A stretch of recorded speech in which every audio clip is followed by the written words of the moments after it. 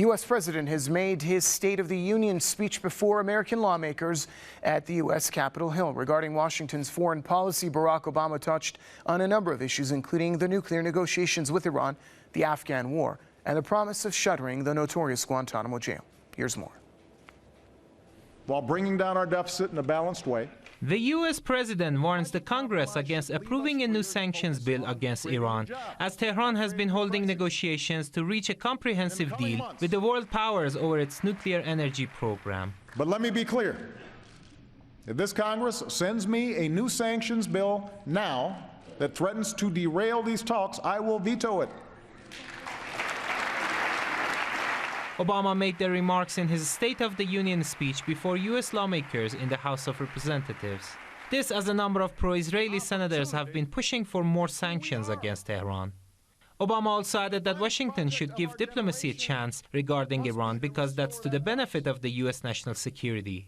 Observers believe the comments show Iran's steadfastness in attaining its nuclear rights could yield result. Well, I think on the one hand it shows that when the Iranian government takes a firm position, it achieves results. The Iranian foreign minister repeatedly said that if there are new sanctions, the deal is dead.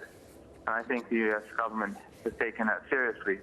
On the other hand, I think it's to the benefit of the United States itself to behave more reasonably and to move away from a form of diplomacy that is associated with warfare. And that's all. Back in November, Iran reached an interim nuclear deal with the permanent members of the UN Security Council plus Germany in Geneva. Tehran has begun implementing the deal, which is officially called the Joint Plan of Action, since January the 20th, in a bid to reach a long-term agreement with the other side. But in his speech, Obama once again repeated his all-options threat against Tehran, which experts believe is against the international law. If Iran's leaders do not seize this opportunity, then I will be the first to call for more sanctions and stand ready to exercise all options to make sure Iran does not build a nuclear weapon. Obama did again repeat the phrase all options being on the table, right, more or less, which is, I think, something that outrages many Iranians. It's an insult to Iranians, and it is also against international law to make such threats.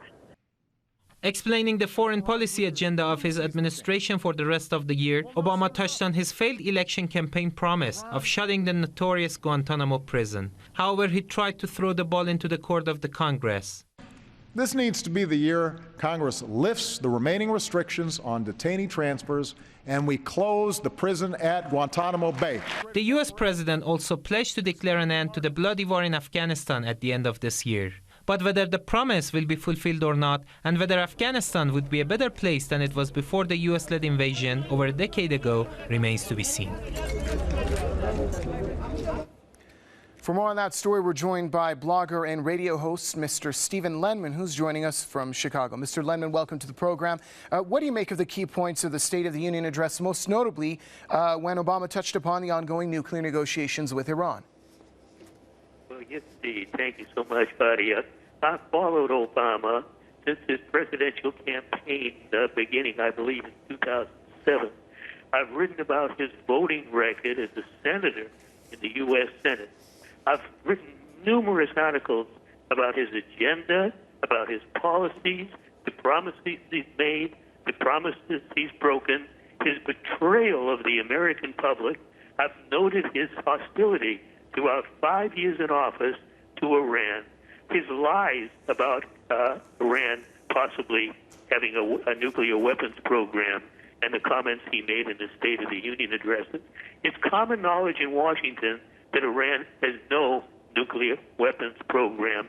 U.S. intelligence says so every single year. Obama knows it. The Congress knows it. But yet they talk otherwise. What will Obama do in terms of sanctions on Iran? I wonder what his game really is. He's been hostile to Iran throughout 5 years in office. Suddenly his rhetoric is softened. He wants to rhetorically give the interim agreement a chance. What he may have in mind is he doesn't want to give Iran a reason to blame America if anything goes wrong with the interim agreement. The agreement states that no new sanctions would be imposed. But notice Within about 2 weeks, I believe, of the agreement, Obama unilaterally imposed new sanctions on European, on Asian, and Iranian companies. He himself broke the agreement. That alone would give Iran reason to walk away from it, but Iran did not do that. It stuck with what it agreed to do. It continues to stick with it. And yet Obama claims he'll veto any sanctions that Congress may pass. Well, I really wonder what he will or he will not do. I've also noted in articles that I've written that at other times he's promised to veto congressional legislation, and then he turned right around and he endorsed it. He supported it. He put his signature on bills he said he would oppose. So what will he do ahead? I can't read his mind, but I'm very skeptical. Thank you very much. Blogger and radio host Mr. Stephen Lenman joining us from Chicago.